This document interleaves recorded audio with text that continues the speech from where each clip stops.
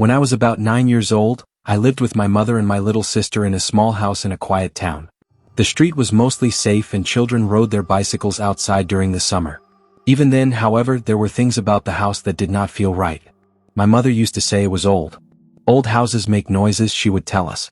Still, some of the things I remember from that time did not sound like ordinary house noises. They sounded like something else, something I still cannot fully explain. The first incident began one night when I could not fall asleep. I lay in bed with a blanket pulled up to my chin, staring at the glow-in-the-dark stars stuck to the ceiling. My room was small, a bed, a dresser, and a toy chest near the window. I watched the shadows from the trees outside sway on the walls whenever the wind blew, and I told myself that the moving branches were what I was seeing. Then I noticed a shadow in the corner near my toy chest that was not moving like the others. At first I thought it was a pile of clothes or one of my large stuffed animals. I almost laughed at myself for being a frightened child, but when I blinked, the shadow was gone. A strange chill ran through me, the kind of cold that starts inside the body rather than from the air. I pulled the blanket over my head and eventually fell asleep. The next morning I had not even thought about the shadow until I saw my toy chest. It was standing open as if someone had been looking inside. I never left it open because my mother would scold me if toys spilled out. I closed the chest and said nothing. A few weeks later, my sister, who was only 5 at the time, told my mother that she did not like the man in the closet. I froze when she said it because she said it so casually as if it were a fact. My mother brushed it off and said that little children imagine things. But my sister's face did not look like she was imagining. She said he would stand in the closet at night and whisper, although she could not make out the words. My mother talked to her, comforted her, and said a prayer, but she did not check the closet. That night I woke because I heard something dragging across the floor, a sound like nails being pulled along the wood. I was too terrified to move, but the scraping stopped right beside my bed. I was certain that if I looked over the side I would see something staring up at me. I simply held the blanket and froze until I fell asleep again. In the morning there were long fresh scratches on the floor beside my bed, as if someone had carved into the wood. I ran to show my mother, but she became angry and insisted I must have been playing with something sharp or dragging furniture. I swore I had not done either, but she did not believe me. After that, the nights worsened. I heard faint whispering like a radio on very low volume coming from my closet. Sometimes my sister cried in the middle of the night. When I rushed into her room she pointed to the corner and said, "He is there. He is there." I never saw him myself, but I believed my sister. You know the feeling when someone is watching you and the hairs on your arms stand up? That is the sensation I felt. The most terrifying night was in the middle of winter. I woke and discovered my bedroom door open, even though I always shut it. The hallway light, which my mother left on for us at night, was aglow. Then as I watched, the hallway light went out. I assumed the bulb had burned out. Footsteps came down the hall and stopped outside my door. I wanted to scream for my mother, but no sound came from me. The door creaked and a tall, dark shape leaned in, only its head peering into the room. I squeezed my eyes shut and pretended to sleep. When I opened them again, the door was closed and I was alone. In the morning I asked my mother if she had come into my room during the night, and she said no, she had slept all night. My sister told us that she had seen the man again standing by her bed. We told our mother together, and for the first time she looked worried. She lit a candle and recited a prayer in every room of the house. For a little while things were quiet, but it did not last. One afternoon I came home from school before my mother. I sat on the couch doing my homework when I heard the sound of my toy chest slamming shut in my room. Nobody else was home. Hoping it was the wind, I walked down the hall slowly. My bedroom door was wide open. The toy chest was closed, but all my toys lay scattered across the floor as if someone had dumped them out. I backed away and waited in the hallway until my mother returned. When I told her what had happened, she blamed the cat for knocking things over. We moved away some years later. Even now, when I think back on that small house and the things that happened there, the memories feel both clear and strangely distant, like a dream half remembered upon waking. I still cannot explain what we heard and saw in that house. I only know that for a while, in a quiet house on an otherwise safe street, something lived in the corners and listened at night. When I asked my mother if she had ever experienced anything in that house, she hesitated and then admitted that she had. She said that sometimes she would wake and see a shadow standing in her doorway. She explained that she never told us because she did not want to frighten us, but she confessed that she believed there was something wrong with that house. She thought it was a man, someone who had once lived there. She did not say much more, but I knew what I had seen and I knew what my sister had seen as well. Even now, as an adult, when I remember that time, I feel a sickness in my stomach. It was not imagination. It was something real, and it wanted us to know it was there. On nights when I cannot sleep, I still hear in my memory the sound of nails scraping across the floor. When I was 10 years old, our family moved into a larger house because my mother had remarried and we needed more space. The house was pleasant and newer than the one we had left. It lay in a quiet neighborhood full of trees. I assumed I would be happy there. At first everything seemed normal, but then small things began to occur that made me feel the house was not right. My bedroom was at the end of the hallway. It had 2 large windows that faced the backyard and a closet that was deeper than the one I had before. I liked the room until the first night I slept there. I woke at about midnight because I heard a movement coming from the closet. It was not loud, only a soft shuffling like fabric being brushed. I stared at the closet and tried to tell myself it was merely the house settling. I know that sounds trite, but most people, even as children, assume small noises in a house are ordinary house sounds. Then I watched the closet door move.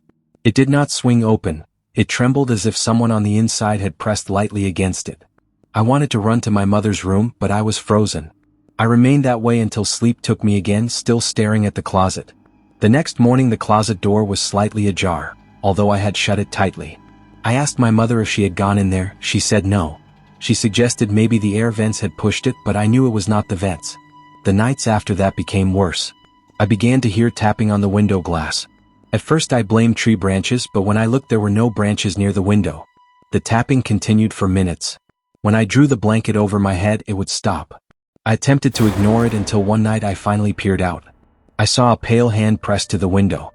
It was on the outside, yet the window was on the 2nd floor, far too high for anyone to reach without a ladder. The hand remained there for a long time, motionless. Then it slid down slowly and vanished. I did not sleep at all that night. When I told my mother, she laughed at me. She did not believe me for a moment. When she saw that I was not telling a prank or a joke, she tried to persuade me that I had probably been half asleep and was seeing dream images. I knew that explanation was nonsense. My stepfather did not believe me either. He said I was seeking attention, and he chuckled about it. Still, I noticed he kept the hallway light on at night, so perhaps he did not feel as secure as he pretended. A month later my little brother, who was 4, began speaking about the White Lady. He said she would come into his room and sit on his bed. My mother assumed it was a product of his imagination. Then one night I heard him scream. I ran in and found him curled under his blanket, crying. When he calmed, he said the White Lady had been standing by his door staring at him. He described her eyes as completely black. I believed him because of what I had seen at my window. I started sleeping with the blanket pulled over my head every night, but even that did not stop the dreams. I began to dream of the White Lady as well. She would stand in the corner of my room and whisper my name. Her voice was dry, like the sound of leaves rubbing together. Sometimes I would wake and still hear it faintly but clearly real. One night I awoke and saw her standing at the foot of my bed. She was taller than anyone I had ever seen. Her head nearly touched the ceiling. She wore a long white dress that flowed though the air in the room was still. Her hair was black and stringy, and her skin was pale as chalk. Her eyes were hollow and black. I tried to scream, but no sound formed. I closed my eyes, and when I opened them again, she had gone. My closet door stood wide open. After that, I could not bear to enter my closet. I begged my mother to let me sleep in her room, but she insisted that I must learn to be brave. I suspect she did not want to admit she was afraid. The worst night came during a storm. Heavy rain and a loud wind battered the windows. I woke to the sound of my window creaking. When I looked, the window was slowly sliding open. Even though it was locked, I watched the lock turn by itself. The window opened all the way and I saw the White Lady climb inside. She did not move like a person. She floated. Her feet never touched the floor. She drifted toward my bed and leaned down until her face was right in front of mine. I felt her cold breath on my skin. She whispered my name again, and this time I screamed at the top of my lungs. My mother and stepfather ran into the room, but when they switched on the light, the window was closed and locked and nobody else was there. They yelled at me for frightening everyone, but I could read worry in their faces. The strange part of that night is that I do not clearly remember what happened between the moment I first saw the woman floating toward me and the moment I began screaming. The best way I can describe it is that I blacked out for an instant and then suddenly remembered screaming and my parents rushing in. My window being closed again would make it easy for others to say it was merely a night terror, and that is what my parents chose to believe.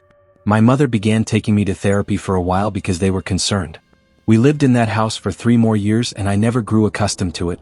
My brother stopped talking about the White Lady, Not because she had ceased to visit, but because he was too frightened to speak about her.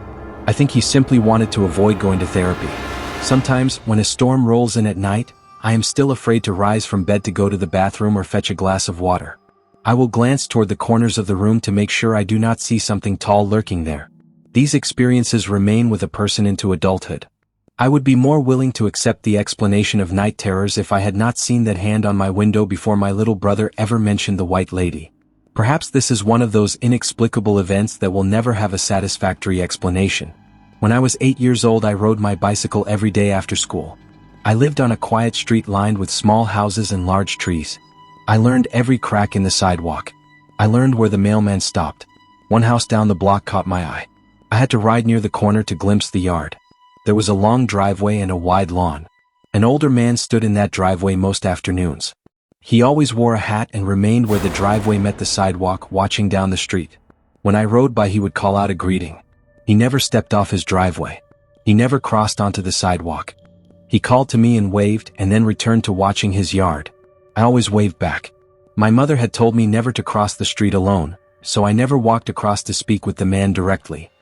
He knew that, and he addressed me from his place at the driveway as I passed. He would ask about school and inquire about my bicycle. He asked if I liked the bell on my new red bike. Once he told me a joke about a cat that made me laugh. 4 weeks our conversations remained short and simple, always from his driveway to the curb.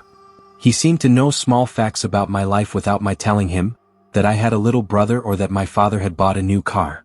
I had not shared those details with him. I assumed he watched our family from down the block, a neighbor who paid attention to the street. One day I had a brand new bicycle, gleaming red with a shiny bell. I rode slowly down the block and he called out, "Nice bicycle." He asked if I wanted to race to the corner. I refused because my mother would be upset. He smiled and said, "One day." After that we continued our brief conversations.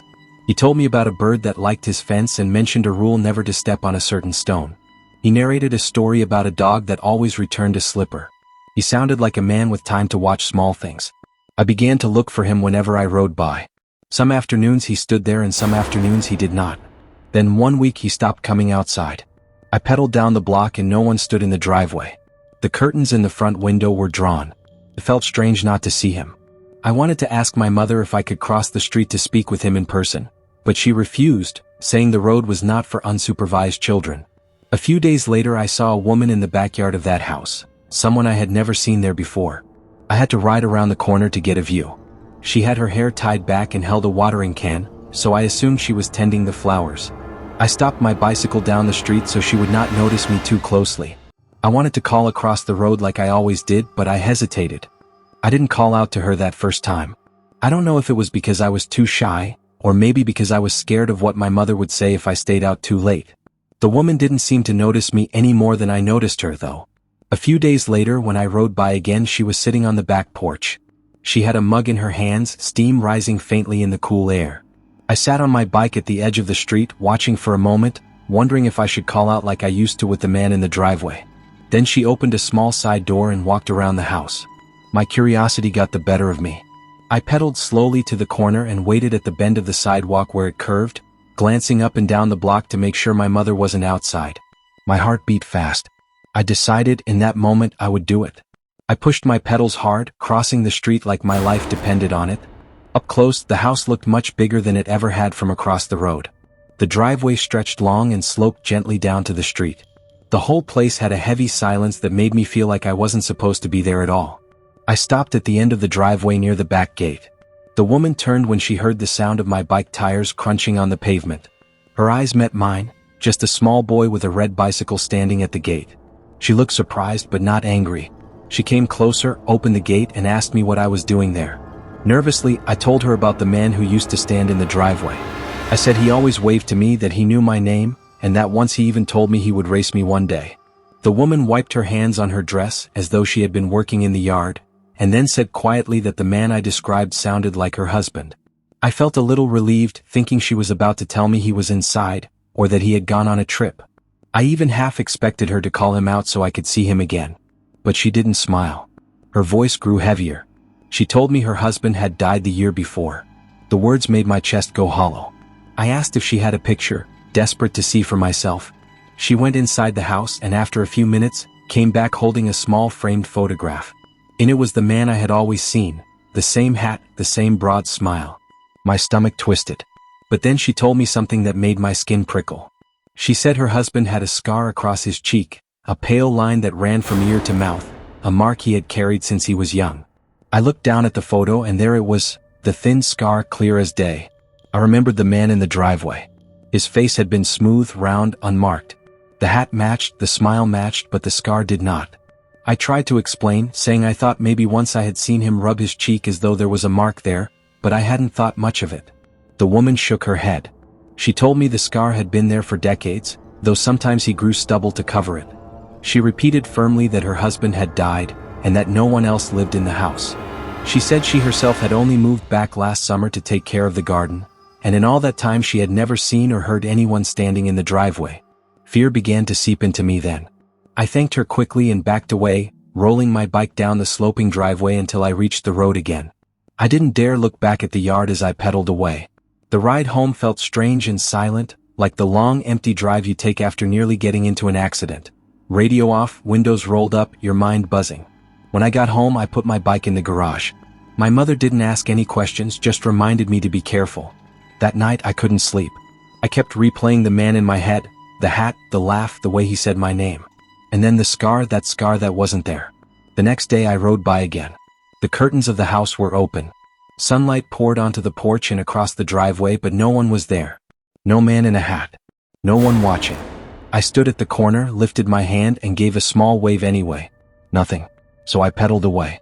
For a while nothing else happened. I tried to forget. I found new routes to ride, new kids to talk with on other blocks. Weeks passed. Then one night, long after I'd let my guard down, I woke to the sound of my name being whispered. It came from outside near my window.